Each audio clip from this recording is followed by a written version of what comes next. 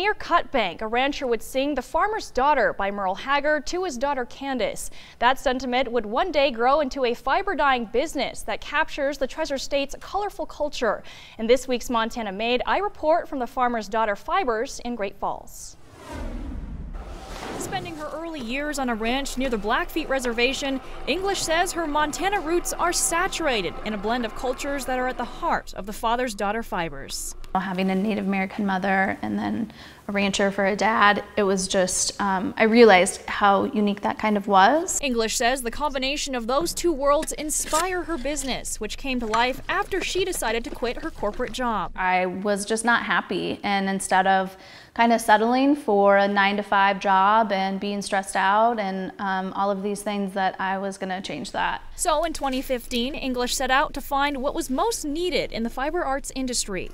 Dyeing yarn seemed like it was, a good idea. Starting in her basement, English began to hone her skills, watching tutorials, reading books, and traveling to craft festivals and shows until hand-dyeing yarn became second nature.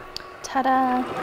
Since then, the Farmer's Daughter Fibers has moved behind the Columbus Center in the old hospital laundry facility, another piece of history threaded through the business that adds uniqueness to their products.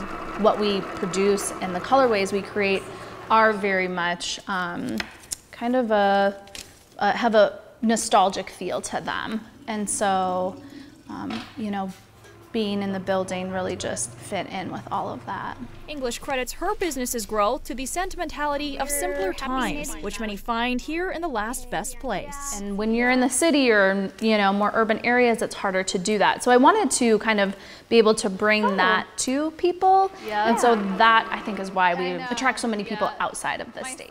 While many think of the Treasure State as a place of the past, English says Montana is full of culture, something she is proud to share wherever her yarn is shipped. Oh, I think that it's so amazing to see our stuff, from Montana, inspired by Montana, out there in the world, because it really is a little piece of us, and our culture mostly here.